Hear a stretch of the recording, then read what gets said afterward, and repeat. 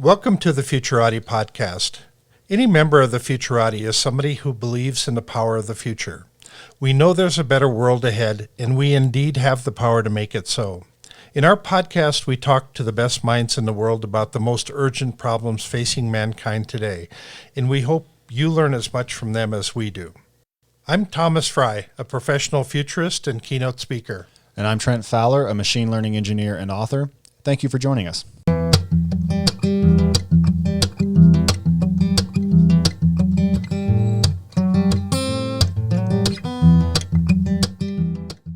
Good evening, everyone, and thank you for listening to the Futurati podcast. Tonight, we're joined by Tim Errington. Tim is the Director of Research at the Center for Open Science, where he leads the center's metascience research efforts. He and his team also conduct evaluations of initiatives intended to increase the openness, rigor, and reproducibility of research, such as open science badges and registered reports. If you enjoy this interview, please don't forget to like the episode and subscribe on YouTube or wherever you get your podcasts. Tim, thanks so much for coming on the show. Great. Thanks for having me. Looking forward to it. Why don't we hear a little bit about your background, your interests, and what brought you to working on metascience? Absolutely.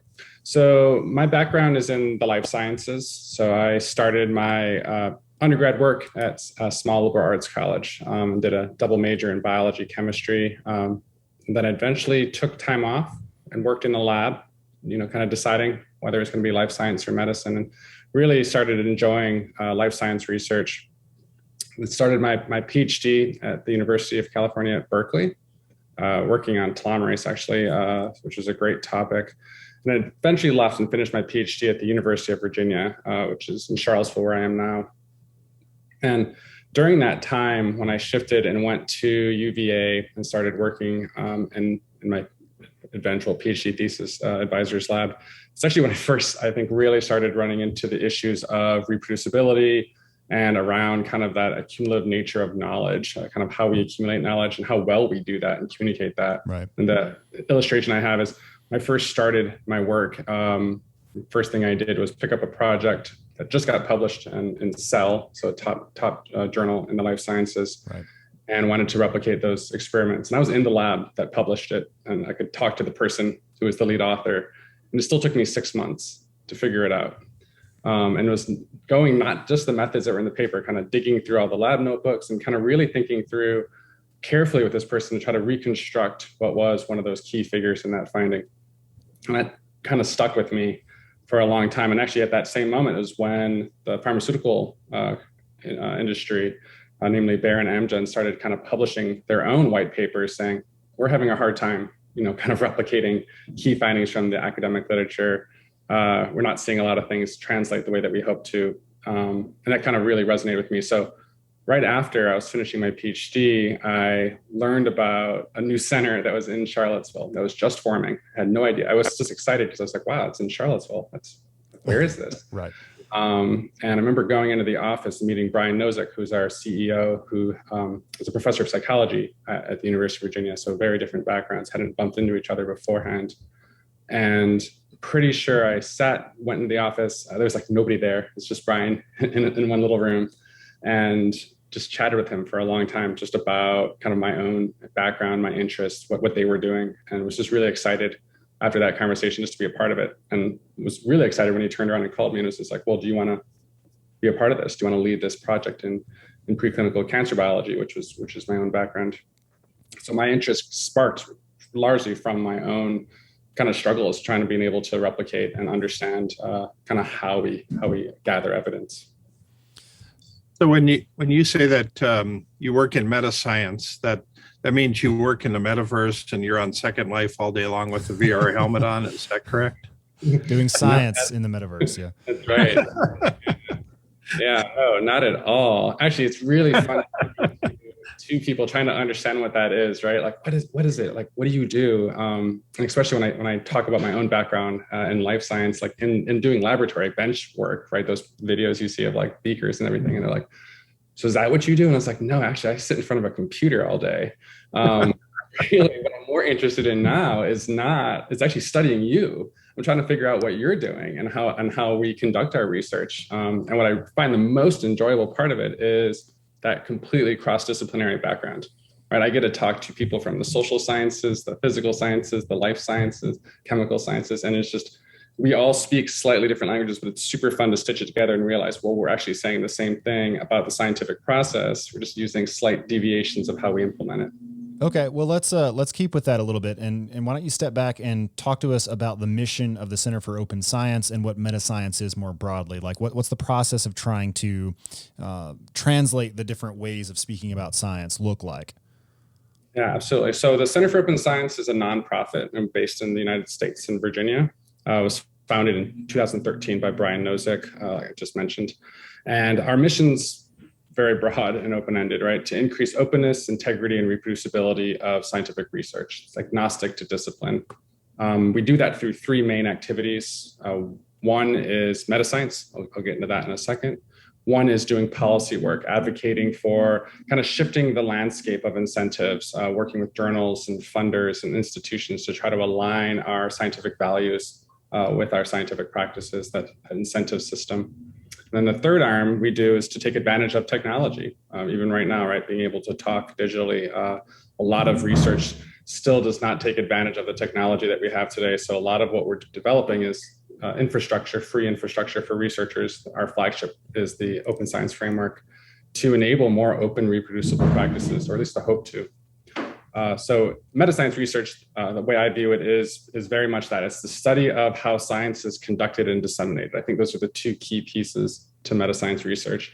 So really trying to understand the way that researchers in different disciplines, but in many ways agnostic to it, are, and like how they're incentivized to act a certain way, right? So a big piece of it is those stakeholders, that ecosystems, because it's a systems problem, right? So I'm a person. That's, in the end of it, that's really what's going on, right? Is we're studying people, because scientists are humans, even though they're trying their hardest not to have an influence and a bias in the system, they're inevitably human. And so they're prone to those influences and those incentives. So what is really exciting about metascience is to try to understand kind of not just what and how we act, but actually, can we change that behavior, right? Can we actually shift the behaviors and the norms of a culture towards, kind of those ideals? At least that's the mission that the Center for Open Science is utilizing metascience for. And well, there's a natural tendency to try to skew things in favor of the person that's funding your project. I mean, they have certain expectations, and so how do you go about separating that out so that that there's not too much of the wrong type of influence? And you're talking about that in more broad, or are you trying to say that specifically towards the center? No, I'm just in broad terms. Yeah. Yeah, it's a really good point. I think it's really easy to, well, as humans, right, chase money. It's a good driver. So I think part of it is to make sure you know where they're coming from. Do you understand or do you think you understand what those biases are? I think that's one of the first steps probably, is to understand whether it's straightforward or not, whether that funder and whether you're aligned with that funder's expectations. So that'd be step one, which is maybe just be aware of who you're talking to and where you're receiving your funds from. I think the most critical thing is to make sure that their policies are not influencing you. I think actually and the reason I say that is sometimes they can have kind of very directive efforts, right? Funders do have one of the biggest levers in the system, because what they fund, or more importantly, probably what they don't fund, really dictates the way that research, the whole research enterprise works. So I think being aware of the funder, and then I think having them and working with them on policies that try not to influence your design are probably the two biggest things. After that, then you're left with just disclosure. You're going to have to disclose the fact that it's good to know where your fundings come, just like it's good to know what other kind of conflicts of interest you as a researcher have. Right. Could you talk to us a little bit about the Open Science Framework? Because I imagine that you've got more concrete steps. I mean, it's a nice thing to say, like, well, just try not to let it influence you. But, like that's an easy thing to say. I mean, what are the concrete steps that researchers have to take in order to not let the source of their funding subtly nudge them towards getting the right answer? Yeah, subtly. I like that. I think one of the actions that are the best for it, that is, and what we're hoping for will increase in disciplines, is really only mandated in one, is this concept of pre-registration. So declare what you're going to do before you know the results. It's the best way to not just worry about the conflicts from a funder, but to worry about your own bias as a researcher. So especially in confirmatory research, anything that we're going to make some prediction about when it's time to design your experiment, both to increase rigor and decrease this conflict, this potential conflict, is just basically put your cards on the table, is to say, what am I testing? What do I kind of value as my diagnostic test? It could be the p-value, right? Less than 0.05, that's totally fine. As long as you are stating it up front and doing it before you know those results. Once you see those results, then I think the influences are very high. Now, I think there's another aspect that could happen just as well outside of the framework to help with this conflict of interest, and that would be having peer review of that by people independent from that funder. So the more eyes I think we can have on research that hold researchers and funders accountable earlier in the process is probably better than later in the process, right? By the time the research is done, at that point, we're just kind of fighting over the results and the influence and the bias. For doing it at the design stage, it's a lot nicer. How much time does that add to the process of getting an experiment off the ground and done? It seems like that overhead is pretty extensive.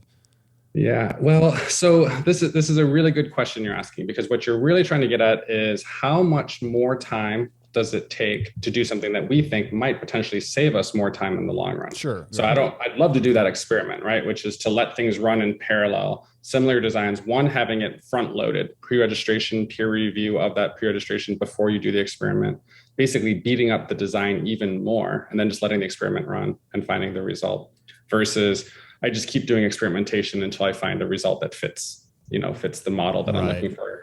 I don't know. So it will take more time. It takes more time by the researcher. It takes more time by peer review if you have that involved in the process to do it up front. So definitely know that that's true. But what we don't know is, does it take us more time overall, or are we more efficient overall? Because essentially what we're trying to do is to navigate potential dead ends early. And probably more importantly is to come up with the most rigorous designs, so at least we learn something at the end. I think what happens a lot is that you see iteration of experiments. So I conduct an experiment, it doesn't work out. I say, I should have known that. If I just talked to somebody, I could have come up with a better design. Or even worse, I do the whole experiment and I publish it. It's not a great design, really small sample size, highly biased, and it's not replicable. Well, does that really save us time if we're going to have to go back to the start again? Right. Good question. I don't know the answer, except for practically now as an individual, it takes a little bit more time on the front end. Yeah, I think it's just important to remember that knowledge takes a lot of work. And if you build an edifice of knowledge on really rotten foundations, then the demolition process is going to set you back a long time too. And I mean, you have people who, meta-scientists such as yourself, who do, meta reviews of all the studies they can find in all these different fields and say, like, the median study shouldn't exist. And arguably the median researcher shouldn't even be in the field. Like, that there should just be a lot fewer people doing more stuff. Are you that pessimistic, or do you have a rosier view of the state of science? Yeah, I have a little bit rosier view. And I mostly have a rosier view because I think that, yes, I do agree that having a proper investment in the research that we do is more critical. So I just put a lot of funds and just do more and more of the same. I couldn't agree more, right? You will get what you incentivize. You will get the smallest unit that might not be the quality you want. You get lots and lots of quantity in that case. The same note, I'm a little bit rosier in that sense because I don't think there are some, but I don't think most researchers are doing this on purpose, right? I think It is completely an incentive system that there are really, really good researchers out there. And in some ways, I think we're losing good researchers because of the incentive system. I've seen a lot of good researchers not stay in research in the way that we think it, whether it's academia or industry, because they didn't get that big paper. So I think that's the true problem, is that we're kind of rewarding kind of quick science, sometimes sloppy science on purpose or not. And we're kind of disenfranchising those really good researchers. Well, you have that publish or perish dynamic, and I want to dig in a little bit more to the incentive. So Thomas raised a good point about funding, but that's not the only problem, right, in the incentive structure facing researchers. So as I understand it, I'm not an academic or a researcher, but as I understand it, like, your career kind of lives and dies with your publishing record. And it's one of the main factors that go into it. And it doesn't take a lot of imagination to see how that might be problematic. So do you have an alternative model for establishing a research career and furthering a research career that doesn't trade so much on this one metric, like your H-index or the citations you get or something? Like, there's just so many ways to game that and so much reason to do so. How do we fix that problem in the sort of broader incentive landscape? Yeah, that's the ultimate question. So I don't know a clean answer to that, but I do think more portfolio approach is the way to go. And you're seeing some funders kind of toying with this. I think the trick here is the whole system has to work, right? So if you shift the system, and I as a researcher don't like that, but I'm now in charge of reviewing other researchers' careers, I'm gonna have a hard time. I'm gonna go back to my default. Where's my Cell Science Nature paper? How many did you get, right? How high impact are they? So I think the risk is we keep defaulting. So even if we come up to a good one, it's still a systems problem in terms of making sure all actors are there. But I'm a big fan of reuse. So and in many ways, that's what the citation was meant to do, right? Number of citations and then impact factor indirectly trying to get at that. Even though it's a horrible mechanism because you can go far into that if you've ever had a speaker into the utility of citations, how accurate they are or are not. But what I really think is more of the paper is not really the product, right? The product is probably more the data or the intellectual property or the something of utility, something that was made, and that something made doesn't have to be a physical object all the time, right? It can be a digital object. And I think that's actually what we want to see more of. So citations, I think, have a hard time of doing that. The more that we can get at towards sharing that raw product, say data, as the cleanest example. If I publish a paper and I publish my data alongside it, I actually would like to see two things. One, more emphasis on that openness and the rigor of the design. And two, more emphasis on that utility. Did you just produce a data set that was really open and really great, but nobody really wanted to use it? Yeah, maybe they'll cite your paper, but they're not citing actually what you produced. They're not citing the real scholarship behind it. So I'm actually more interested in that, building off of that and being able to use the products of the research that are the real products, not the paper itself. I want to get this in. Hold on.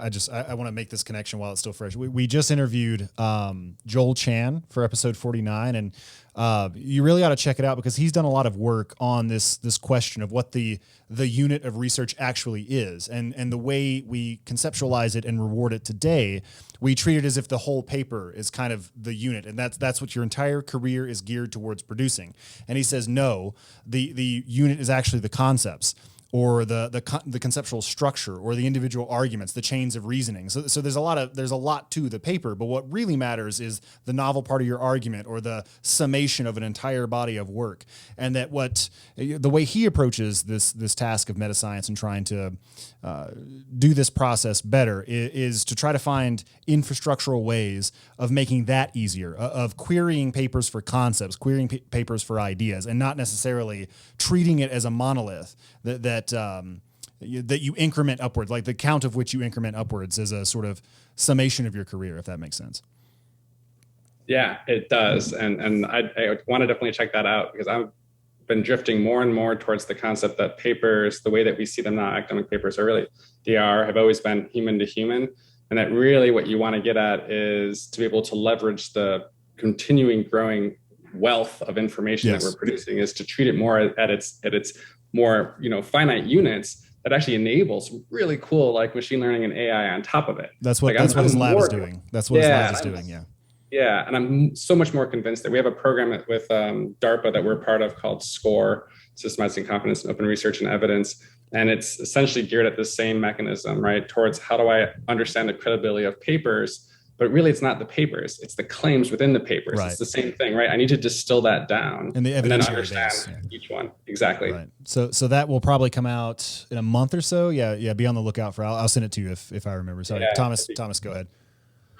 My wife has been wrestling with cancer for the last 5 years, and there's been a number of cancer studies throughout the years, and there's something like 184 papers that have been published where people have claimed to have cured cancer in mice, and it doesn't translate into humans. So you start questioning this whole approach. I mean, how many more mice do we have to save to prove that it's not a valid way of approaching this? Yeah, no, that's a really important topic. And, the way I think about it is there's a lot of things, but two main ways that I think why we fail to translate over to that huge divide from, say, animal preclinical over into human. One would be lack of knowledge. That's always going to be there, right? We're humans. We're Right. trying our best. We're going to lack something. So I'm convinced that that's a big piece of it. I'm just as convinced that actually potentially now a bigger piece is we're not even trying. We're misaligned, right? We're not doing really rigorous, reproducible research. We're not talking to clinicians as preclinical researchers all the time either, right? So I could be designing this great experiment in mice with a model that I believe is really good, but you know what it is? It's a model that's convenient for me. It's not a model that actually mimics the disease. So by the time it gets over to the clinic, it's actually not very useful because we went the wrong direction. We took convenience. It's actually why you see huge biases in the type of research we have, even just the sex, right? There's tons on male, very, very little on women. And that's purely as a result of, convenience as far as I'm concerned. Yeah. So I'd love to do an experiment to actually test that, right? Like, are we able to translate more efficiently if we actually beat it up earlier in the process? When you think of like the whole drug discovery process, right? It is a bit of a game you have to play, right? When you start from drug screens all the way out to eventually hoping to get a phase 3 successful trial that results in something that's going to go to market, hopefully stays in market. And usually at this point, it's really well known. You can like check it out for almost any given area of research, and you can tick all the numbers from the drug discovery all the way down through the pipeline. And most of these fail horribly at the phase 2 level, which is when you start to look at efficacy in humans. And the common approach is to shove more into the system, right? Just keep feeding it. Okay, well, the rate's only 5% at that one stage, so we're going to have to do 1,000 more drug targets. I guess that's true. I think the other one is, well, maybe we should be actually making sure that we're efficient and increase our efficiency across the pipeline, right? As we move through, are we just, are we lucky, or are we actually trying to get rigor out of it? So to me, those are intertwined, right? Like sometimes people could say it's a lack of knowledge, and I think that's true. I think sometimes it's also a rush to first in human. And actually, that kind of upsets me a bit, because I think if we rush to first in human and it turns out that we didn't really need to do that, yes, I do believe that we need to be able to hurry up therapies, but I do worry about false hope, right? Like if it wasn't actually the right thing to do, then why did we do that? Why did we invest at that moment when we could have waited a little bit longer and then done the right investment? Right. It reminds me of the story of the police officer who sees a drunk man looking for his keys in the lamplight in the parking lot, and he asks, "Why are you looking there?" Like, the keys obviously aren't here, and he says, "This is where the light is." Right. So you kind of go where it's easiest to go. I'm curious as to whether or not the problems in science are even across different disciplines. So, I mean, I have an outsider's perspective. It seems like it would be harder to bullshit your way through physics than it would a standard social science experiment. But maybe that's not the case. Is it evenly distributed throughout different scientific disciplines, or does it tend to be concentrated in a couple of disciplines where it's a little bit easier to p-value hack or do something similar?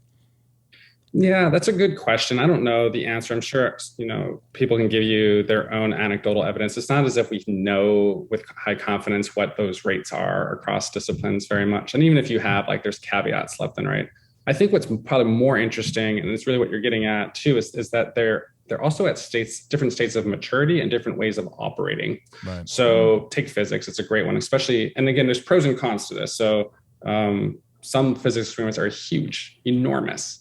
And they have super high thresholds. They do a great job of blinding themselves and having the team separated. I'm a huge fan of that. But at the same note, there's only a couple places you can do this, right? You need these huge multi-million-dollar instruments. So I hope they're not. And there's huge teams that essentially help hopefully hold themselves in check.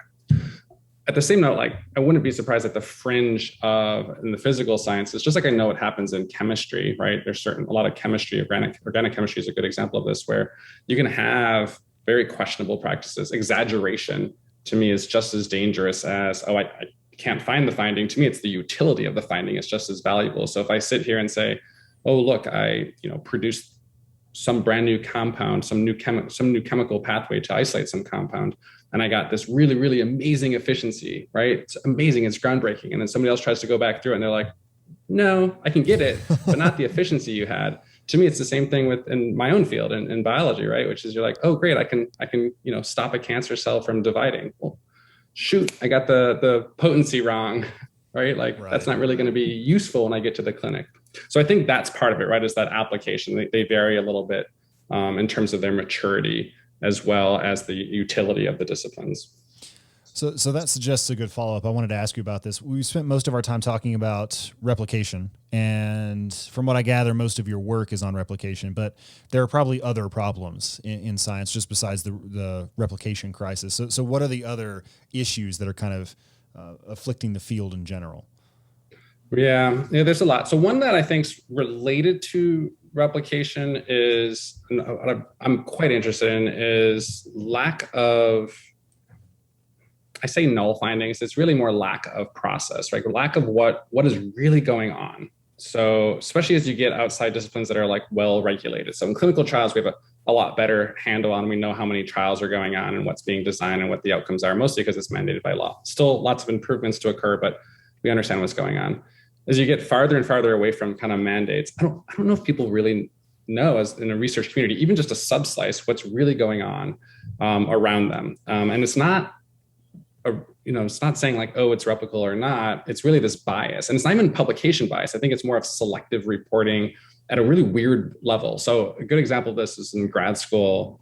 There's this one follow-up finding I had, right? One exciting finding, we kind of followed it, did all the things that we do in our lab, and nothing exciting came out of it. So we didn't even bother trying to publish. They didn't even communicate about it. It was just, I don't even know if anybody knows about it. But what was interesting is it bumped up to a whole nother field that we never really bothered to engage in. We were trying to figure out like, well, what's exciting here, right? Like, what's the story to tell? And the story to tell was, there's this connection that we have no idea what's going on. Two biological compounds are connected. We don't know what's going on. And to me, the shame is nobody knows that. In fact, I'm sure today still nobody knows that. And that, I think, is a real big problem, because that means that the investments that we're putting into science, we're kind of wasting effort. And we're not wasting effort because it's not replicable, we're wasting effort because we're not talking. And I'm not worried at this stage. I think that we need to worry about having everything in a publication paper. I'm a bigger fan of making it machine readable, AI accessible. If you can do that, we'll find it. We'll figure out how to use it. Or even at this age, like the search engines are amazing. Somebody will find it. Just get it out there. Get it so that somebody can index it. So I think that's one big problem, is it's related to that replicability. It's really more of the pressure to have neat stories. Another one I think is probably the real big one that would definitely needs a lot more attention, is kind of that equity within the kind of global research enterprise. So a lot of research is still heavily centered in the US, Western Europe, Australia to an extent. And I really think that that's not ideal, right? I think that just like everything else, there is completely untapped potential, and it's purely being driven even by technology, right? Like, we take advantage of a good internet connection. That gives us a lot more capabilities to do work than somewhere else in the world that doesn't have that luxury. So I think that's something to think very heavy about in terms of how research operates, which is it truly equitable? And I say that both making sure that it is equitable, but also making sure that we as a global enterprise are rising. Yeah. So, I mean, do you have any developed thoughts about how you might go about getting the scientific enterprise to happen, more in these other places? I mean, because I share that concern. So there are lots of jokes about psychology being, either the study of white lab rats, or the study of, 200 or 300 college freshmen who volunteered for a study in, at Kansas or New York or someplace like that in the United States. And it's just, I don't know about you, but I kind of hesitate to draw conclusions about all of humanity from a couple of hundred people in the Western world. But as you've said, I mean, science is difficult. It takes a lot of time, and arguably the open science, the open science framework would actually add a bit of overhead to that. So how do you encourage science to blossom in these places, while accounting for the fact that it takes money to establish labs, and money to buy microscopes, and money to set these things up? Yeah, I mean, the bottom line is it is right. It's investment, right? So you're going to need to do it. There's investment in physical infrastructure, the way you had it, as well as their investment in kind of that digital and training infrastructure that's going to be required. So that's absolutely. So you're going to need to have funders that are able to invest in that, and a system that's there to support it. So ways to do it, probably the biggest barrier to it is back to what we were talking about before, that incentive system. So in many ways now we have to worry about exploitation, right? So if I'm in a country, let's say I'm, somewhere in sub-Saharan Africa, right? And I'm doing some huge population study, years of effort to collect painstakingly data from people all over the place that is really hard to get. I've got an incredibly rich data set. Now you want me to make that open so somebody else can take advantage of it, right? Take advantage of it, basically analyze it, get the paper, get the reward, yet you're left not getting the reward. So that incentive system is not just the individual research, it's a global incentive system that's going on, right? Which is essentially what we get into is a really risky exploitation aspect.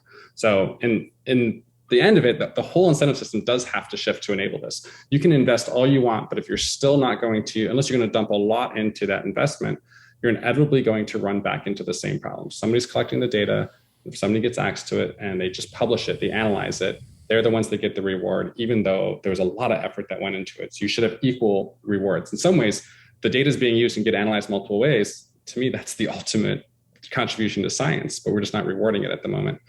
The other one would be good gap analysis, right? Some really like that. There's a lot of good organizations that have done this, a bit localized, but if we think about what you were just using as an example, a good one would be, all right, well, yeah, maybe I don't have to say a claim about the global, right? I doubt there's many claims that can go the whole globe. Hopefully they are, but it's really hard. But if we know it's centralized in, say, just Midwestern United States, well, is that really the only place we care? Where else do we care? Where else do we want to deploy this? So let's do very focused, generalizability replication studies. If we're interested in saying, we think this could be useful in some location X, great, invest and make that possible. So I think we need a little bit more of that, of landscaping, not just the findings, but the characteristics of where the findings are coming from. So you've talked a lot about incentives. How big a fan are you of the XPRIZE approach to things and offering a $10 million prize to accomplish this one thing? It seems like there's pluses and minuses to doing that. Yeah. There are big pluses, right? You get massive innovation in that one spot because you create competition in the healthiest way. I definitely get it. I think when you have the quote unquote grand challenge, it's okay. But to me, the risk you have is that if you do the grand challenges, you essentially only reward those that are capable of it. So you're just stuck rooted back in the same problem, right? So if I only reward you if you're capable of it and you come with that innovative technology, it's just the rich keep getting richer is the risk we have there. And you see that already, even with grants. You don't need to have an XPRIZE. The NIH grant is in some cases acting like that still. I think it's a really good one. I just think it's one mechanism that can maybe counter having this investment strategy, right? So invest to get more capabilities, more capacity, and then use the XPRIZE when we're really confronted with something that we need massive investment and we really want to spark and push new directions. I think that's a really nice way to do it because competitions actually, when used healthfully, is a great way. The only thing I'd like to see is make sure that some mechanisms are built in so that we understand all the approaches that we're taking to, right? So sometimes that fanfare will do it, right? Everybody's saying what they're doing and you figure out whether they succeed or fail, what their approach was. And the reason I think that's important is because failure of achieving a result is just as important as success. Mm-hmm. Right. I wonder sometimes if maybe we should just rethink the enterprise of science more generally. So episode 48, right before Joel Chan, we had Jeff Anders on, and he's at the Leverage Research Institute, and they've been doing a lot of study of the history of science. So when electricity began to be studied scientifically, how did people go about doing this? And what he found was incredibly, one of the ways they replicate things, but they would just send out science kits. They would just send it we did this chemistry experiment. You can buy this and do it yourself, and you just get mass citizen science, all these people just replicating this experiment. And I wonder if there might just be a way to sort of usefully harness that. I mean, you don't want people building their own, weaponized smallpox or doing, dangerous chemistry experiments or anything like that. But maybe for certain fields it would make sense. And he and I actually went back and forth on even psychological experiments, like introspection. Is there a way to formalize that so that you can get sort of useful insights out of it? And if nothing else, it seems like a fruitful approach. I wonder if you've given any thought to that. No, not to that. That's a really interesting approach. I mean, I'm a big fan. I do like citizen science, especially those directed projects. It's amazing what you can accomplish. So what it reminds me though is we had this thought experiment, not alone in this, of thinking about science the right way. It's back to your where am I looking for my keys, where the flashlight is. Right.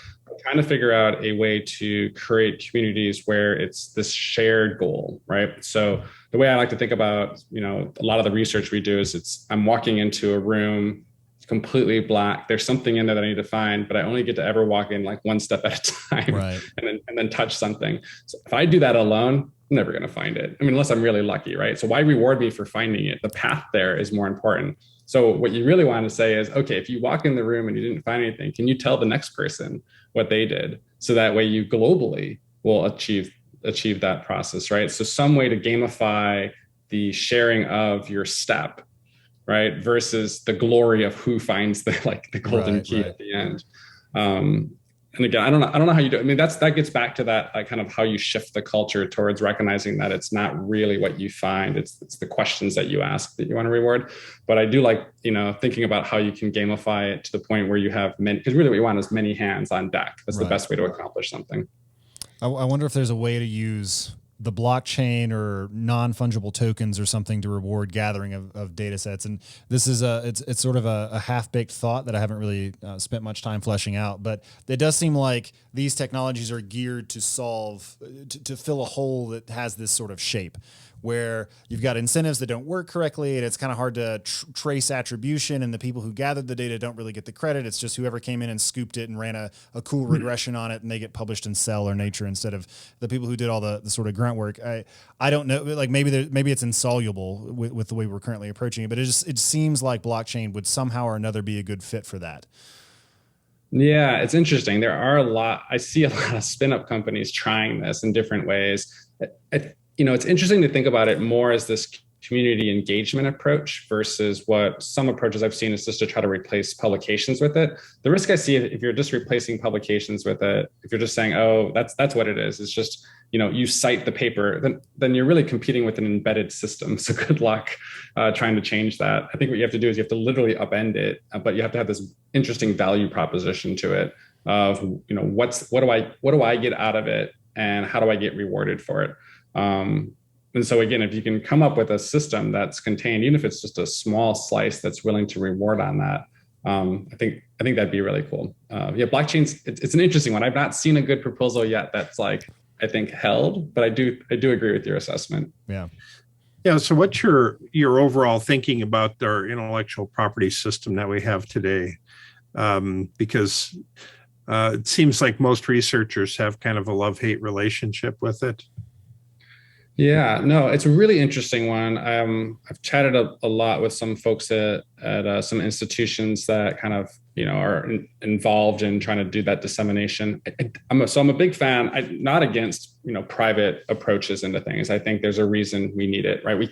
We've tried and have not succeeded in being able to have truly public funded, like large trials and drug discovery. You need to have some private investment in that.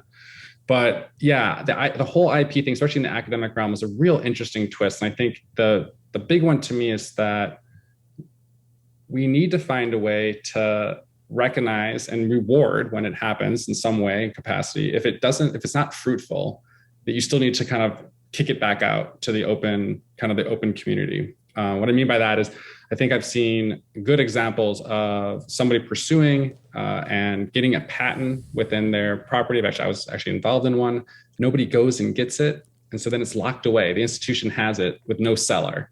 And so what they really want to do is say, okay, well, that was a cool idea. We tried it, but nobody's buying. So if you want to advance it, the best thing to do is to release it, get it back out into the wild. And that's the friction that I see the biggest one, which is how do you get to this point where you protect the attempt at it, right? With all the rigor that you want. But if it's not fruitful, how do you get that escape hatch? So you pop back into that open aspect. And, what I just gave a talk recently on, and I need to do a little bit more thinking in this space, which is the intersection of open science in that early stages with open innovation over in the applied stage. And I find that intersection is kind of interesting to think about, right? Like innovation itself has kind of shifted over the years from a very closed to more open aspect, right? Allowing these kind of influxes back and forth between with open source, the rise of open source software and that. Yeah, exactly. Yeah. And you see that all over the place, right? Like it's definitely become the point where you don't have to worry about having all the knowledge within one institute. You actually are going to start to crowdsource it. And what you're looking for is your position within it. What is your take? And how do you basically not collect the best team? How do you utilize the best ideas to get to the best path? To me, that's the same thing. How do we bring that down and have that marry well with open science? And I think IP sits right at the intersection of that, especially with the academic to market approach. How do you make it so that you can still have IP as a source of dissemination, yet let it freely go away if commercialization is not the viable path. It sounds like you're describing a smart contract, an Ethereum smart contract, where like if you manage to come up with a way to make this viable, very good. If not, it goes back to the public domain. Yeah. So it would take something more sophisticated than I think what is on offer today. But I don't want to make this a whole blockchain thing, but it really seems like there could be some fruitful work in this direction. Yeah.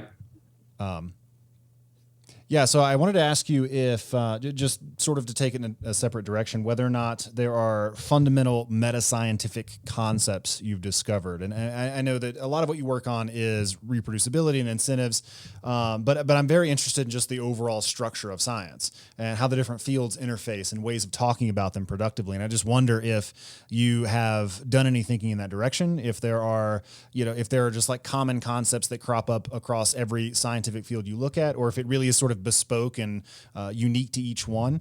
Do you have any thoughts on sort of the overview of science? Yeah, no, you're talking to the wrong person. If I say something, it's going to be foot and mouth on this one. I haven't thought about that enough. It's a really good question, but I think I'm no wiser than just say kind of the wrong thing. I think though, I'll say one thing, and I don't think I'm sticking. You get one pass. You can pass once in the conversation.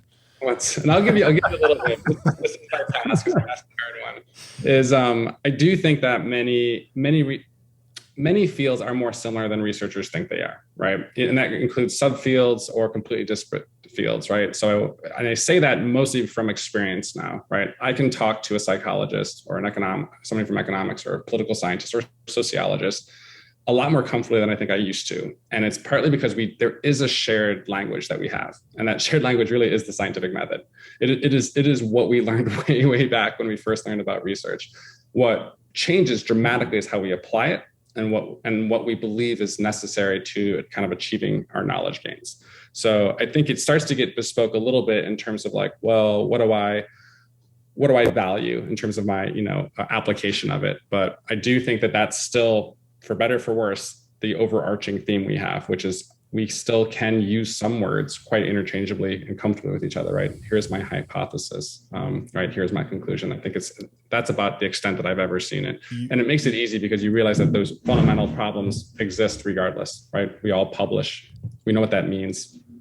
You might like Paul Rosenblum's book on computing. So I read it years and years ago, and it got me kind of thinking about the overall structure of science. And the thesis of his book is actually that computing should be counted as a field of science, and that it is the fourth great field of science, the others being the physical sciences, the life sciences, and the social sciences. But in the course of developing and defending that thesis, he lays out a couple of just really remarkable concepts. Like he talks about a metascience expression language and relational architectures for cataloging how different sciences relate to each other. So you could have like a field that's an implementation of another field. Like it takes the abstractions and turns them into kind of concrete. So arguably physics might be a more abstract layer of chemistry, but sometimes they just interface in useful ways. So if you're simulating agents, that's not quite the same thing, but it's a different way that two fields like computation and psychology can relate. And it really kind of sparked this interest in me. And I've over the 8 years since I read the book, I've just returned to that thought repeatedly and kind of fleshed it out in different ways. So if it's something you're interested in, it's like the first 3 chapters of the book. You don't even have to finish the rest of it, but that's a really useful way of thinking about it. And he's probably somebody worth talking to, honestly, if that's something that's really cool. Are you familiar with a lot of push, at least in the life sciences, towards automation of laboratory experiments? Like Emerald Cloud is a good example of one. Have you followed any? I am not. I'm not familiar with the most recent efforts, but I think it was episode 6. We had Jared Bultima on, and he was at Data Robot. They're building a platform for automated data science. But we spent a lot of time talking about just automated science proper, like Adam, the Welsh Life Sciences lab that they fed all this yeast genomics data, and they basically had a robotic apparatus inside the lab that took the yeast genomics data, found a couple of gaps in it, and then designed its own experiment and carried it out and discovered new knowledge. And the only human interventions were when they came and took the waste out or they gave it the chemicals it asked for. So I'm not really familiar with where the most recent efforts are, but yeah, that's also something I've been tracking for a while. Yeah, I think it's really fascinating to start thinking that way, because it upends a little bit of the way that you can start to approach research. So if you think about, especially in like bench research, molecular, even to cell biology, biochemistry, a lot of it's still the the human is the disposable entity, right? I have to pipette in. I have to think of the experiment, pipette it, do all the actions, and remove the waste. And I can only do as many as I can pipette, right? I can get close to robotics, but I'm still quite limited. When you start to think about like ECL transcriptics, another one, like there's a lot that's been going on the last couple of years that I find interesting, because they basically are shifting and making it so that it becomes more coding, right? It becomes more that you can just codify everything. And I think they're doing it, I think, from a good market sense, which is, look, now don't worry about it yourself. We can do it a lot cheaper. We can, kind of do it a la Amazon. What I find more fascinating is where you were going with it, which is, okay, this allows two huge possibilities. One is you now get to do a lot more and start to really think about exploitation of that from an automated sense, not automated doing it, automated like design, right? You allow to have like machine learning approaches and AI on top of that. And that's really going to unlock a lot of potential. 100%. Yeah. And I read that another group of scientists were able to discover Newton's laws of motion by just feeding tons and tons and tons of physics data into a set of algorithms. And it toyed with it and found out what relations predict other, like how can it model the system over time? And what it came up with was roughly Newton's 3 laws of motion, which I thought was pretty interesting.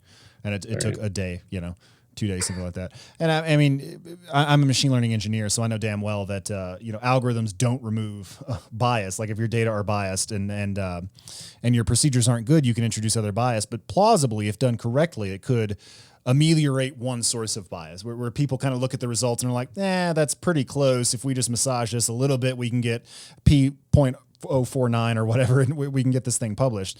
It at least could patch up one hole in the process. Yeah. As long as it's not a black box, that's going to be the key there. There's definitely been a lot of issues there with a lot of black boxes going on. A billion parameter neural network. Something goes on here, and no one has any idea how it works, but it spits out the right answer. Yeah, that's terrifying. I wanted to ask just a simple question. Given that you spend all this time thinking about science protocols and incentives, who's doing the best science? Are there any exemplars that you look at like, no, those people, they're doing the best stuff and you can trust what comes out of that lab? Yeah, I don't know. I don't actually, to be honest with you. I don't think that that's necessarily the right thing to do. What I find more interesting are certain groups that are doing some pretty clever approaches in terms of trying to make more of their process open. I can try to send you some names of some folks, but good examples would be large consortiums that are willing to just essentially stream their data. There's some cool chemical groups that are doing that, right? They basically just stream their data live. And I find that really fascinating to think about how science can operate, right? It's not, let's wait for the paper, right? It's the data as it's coming out, like live stream, if you want to go at it. Stephen Wolfram is doing that as well with his fundamental physics project. And I haven't watched any of the streams. I don't really know exactly what's going on there, but yeah, he's a unbelievably intelligent guy. He spent his whole life thinking about cellular automata and how to model complex systems and how, simple rules give rise to complicated emergent behavior and all of this stuff. And now he's working on a fundamental theory of physics. And somehow or another, in a way that I'm not really familiar with, he's live streaming a lot of that, like a lot of the processing and the math and stuff. You can sit in and kind of watch it happening in real time, which I think is also very interesting. Yeah, I think we're going to hopefully see more and more of that in research, which is this fear of scooping or this fear of waiting for the narrative, and think instead it'd be a lot more useful as you start to have more live streaming of data, right? And again, it's not as if some data is going to be very, terribly exciting to watch, but I think it's going to be able to open up more doors, right? Right. You could be the one designing it and driving the show, but somebody else might quickly take it at any point. Yeah, 100%. Yeah, we've been working on a lot of theories on how to predict the future, and there's what I refer to as different anchor points in the future. That, as an example, any emerging technology, you're going to have a number of what we call firsts. People who want to be first or go first or somehow get their name in lights because they've got the headlines of accomplishing something first. And so with each new technology that comes out, there's a system of going through and asking the right questions, and you can actually start to map out these firsts that are yet to be developed. And then there's similar to that, there's this theory of attractionary futuristics, which is there are anchor points in the future that we're somehow drawn towards. Like forever, we've been drawn towards having a flying car to land a man on Mars, the first space hotel, and things like that. Moore's Law. And so once there is enough literature on something, it creates enough volume of interest, and we're somehow drawn towards those endpoints. That I think is fascinating, because it kind of gives us some of the things that are going on kind of non-verbally in the background in people's heads that kind of change the equation. Yeah. Do you follow any of we are using this again in that SCORE project I was telling you about? People, I'm not going to say researcher, because it's really anybody predicting whether an experiment can replicate or not, like this forecasting. Have you talked to anybody or follow any of that? I follow, well, I don't really follow it, but I'm sort of aware of Metaculus or Predictit or a couple of other platforms for things like that. I assumed that somebody was probably applying it in a scientific context and not just elections and stuff like that, but I haven't really looked into it specifically. Yeah, no, and it's built off all that. Yeah, we're actually using it in SCORE. This program with DARPA is to layer it, because the empirical effort, I think that's what you're getting at, right? This empirical work of collecting the data is the most laborious. It's the hardest, takes the most effort. And sometimes it's not even necessary, right? Like, right. You could maybe predict it beforehand or simulate it if you can get to that point with enough data and enough modeling. But it's been interesting in this project to see, at least within the social sciences, how far it's gone in terms of different approaches at kind of figuring out if you can forecast the outcome of a result. And then on top of it, can you use that human forecasting, whatever's going on in the reasoning there, to then basically leverage that for, an algorithm that can predict it, right? So it's not just based off of like, okay, great, I see. I'm not just going off citation, right? It's probably the worst thing to go off of. Instead, I'm trying to figure out like, well, what was the reasoning behind why you believe that's going to replicate? So that's the real interesting problem, because that merges, I think, the kind of the psychology of how we draw conclusions from research into, can we mirror that? Can we actually kind of automate that in some sense? Yeah, I actually, once you started talking about it, I think there was a prominent member of that effort that we tried to get on the podcast a while back. I remember reading a blog post where he was talking about this, and I think that phrase, the median study shouldn't exist and the median researcher shouldn't be doing it, I think it actually came from a blog post he wrote in response to going through like 5,000 social science papers or something like that. And he was one of the people that scored really, really well. He was one of the, I don't know, one of the SuperForecasters or something like that. And he was just like, it's garbage, guys. It's a dumpster fire. I can't believe that. Yeah, I know what you're talking about. Yeah, that's actually part of this project. Yeah, they skimmed through it. That caused a good little stir.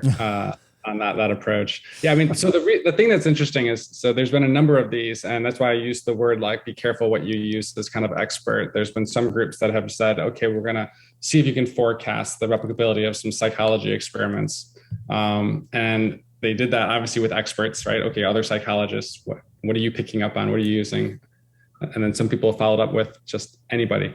Can anybody do this, right? You don't have to have the expert background, and they're just as good. So it really makes you wonder two things. One is, do you need expertise? What does that mean to be an expert? I hope that's true. Or is it back to like, oh my gosh, is it really that easy? Like it's so binary, like yay or nay. Well, that's actually, I think, a general feature of efforts to find people who can forecast. And this is another thing I really haven't gotten too into, but my understanding of Philip Tetlock's work on SuperForecasters is that actually it's pretty hard to figure out who's going to be a SuperForecaster, because often it's just like Becky the pharmacist who, has no grad school or anything, but she just reads the paper and somehow has a knack for figuring out probabilistically what the future is going to look like. And I think that's just sort of an interesting problem, is that like the meta problem of figuring out who's going to forecast well is really hard to solve. Like we have no idea why some people just have a way of kind of looking out at the world and making sense of the chaos. Right. No, yeah, absolutely. Right. I mean, I think what they have is just a really good like hedging of how certain, or how more importantly, how uncertain something is. Yeah.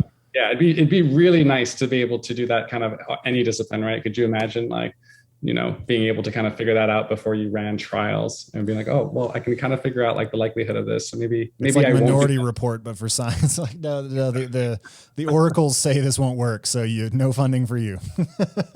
Talk about an incentive problem. Right. Yeah. So one thing I wanted to ask you is whether or not you buy that science is becoming less productive over time. You have this sort of general narrative of all the low-hanging fruit having been picked, and that from here on out, it's just kind of a slog up longer and longer hills for insights that are more and more remote. But it occurs to me that possibly it's just a matter of fixing the incentive. Like maybe we're just approaching the entire thing wrong, and all of this bureaucracy and nonsense is sort of accreted around the process, and that's what's holding everything up. So where do you come down on that? Yeah, so it's a really good question. So I hope that we're not at the point where this is it. We've hit an inflex point. That's all the knowledge, all of it. That's it. It's all the knowledge. It's really hard now. We're like grabbing at it. I don't actually believe that. I think part of this is a bit of an optics as well. So we keep investing more in certain areas, and I think just like anyone else, the more I invest in something, the more I expect out of it. So I think part of this is a bit of like the ins and outs of what we're doing within our research. So it might seem like we've picked over everything, but I think really it's just the way that we've invested in the research. So I do believe more that we can essentially squeeze more out if we're more rigorous, right? You don't have to do as much, but if you do it a little more smartly, maybe you do less of it, but higher quality. Maybe you do figure out with whatever mechanisms, manual or maybe automated one day, what I shouldn't do as much as what I should do. I think that's actually what we're going to start to see more. I think we're just tricking ourselves quite a bit. And I think it's really easy to do that with that reward system that's just like, give me more papers. Well, if you want more papers, you'll get lots more papers. Right. If that's not the question you're asking, if you actually want to push knowledge and push innovation and push something that's going to actually be tangible, well, our incentives, we're just asking the wrong question. So we're producing lots and lots of this object that we don't care that much about, or at least not in the way that we think we do, right? So it's the same thing. If we want to cure mice, we're getting better at it, better every day, right? I don't even know if we're good at that. I think most of those aren't applicable. But if that's not the question we're trying to ask, like that's the problem that we have. So I think the investment strategy, I think it's just, again, like a bit of an optics, right? I think we're investing, but maybe not quite in the right place. Okay. Yeah, there's a statistic that we've bounced around a little bit. It's that there's several quotes in articles that say that the world's base of knowledge is now doubling every 12 hours. And first of all, I've concluded that that's just simply wrong. And so then it gets to the definition of, well, what are we talking about with knowledge here? Because there's nothing that is, an eternal exponential growth curve. I mean, there's nothing grows forever like that. So, so we're trying to sort through, okay, what actually constitutes knowledge, and is it fake knowledge? Is it truth? Is it just information? Is it just a garbage statistic that's floating around out there that's easy to quote? And we figured that we would ask you this question so that, because you have all the answers. I do not have all the answers, but I do like that analogy, right? It makes me think very much of like, it doesn't grow exponentially, not unless, there's something that can enable it, right? You think of bacteria, like you can see this, they have these beautiful curves, right? And they can hit an exponential phase, but it doesn't last very long. They eventually deplete everything that they have in terms of the nutrients. Right. So it's really interesting to think about it. And, I think I couldn't agree more with the knowledge. And to me, actually, the bigger one is going to be not so much the knowledge production. It's where I think what we're really getting to, and we've been there for a while, is bigger and bigger data, and not bigger and bigger data the way that like some people say it, which is like genomics is a good one. All the omics data, that's big data too. Don't get me wrong. To me, the bigger data is the complete wealth of scientific knowledge that's there, which is all these tidbits. We're trying to sort out exactly what you put your finger on, right? Which is, well, of everything that's there, even the long tail of small data, that non-big data, like the genomic data, which ones of those are highly valuable? And most of those are probably not very good on their own. But when you start to like couple them and cut them across, you get some really valuable insights. And I think that's actually, especially in my own field, I see a ton of this. So it's the same thing. Maybe the experiment's not very good if I'm just studying a bunch of like undergrads at Madison, Wisconsin. But if I start to actually understand what they're asking, and I can figure out, well, now that's the question I want. Now, how many other are related to that concept? Maybe I've actually accomplished more than I think I have. I just don't know how to put it together. Right. And I think that's actually the bigger challenge that we have, which is we're producing lots of data, but it's incredibly disconnected from themselves. Yeah, absolutely. Well, do you have any closing thoughts for us? Yeah. What gives you hope That was a popular closer for a while. Yeah. What gives you hope? Yeah. So I think what gives me hope is that research and science is still amazing. We've accomplished everything around us with the resources that we've put into it, right? So it's not that the enterprise, the system of science itself as a social system is not broken in my sense, not in the sense that we're not still making great discoveries. I don't know, probably not 12 hours, but at some rate. What gives me hope is that we can push that even farther without having to worry about the thought of, oh, I just need to invest more, I need to train more. I think we can also train better.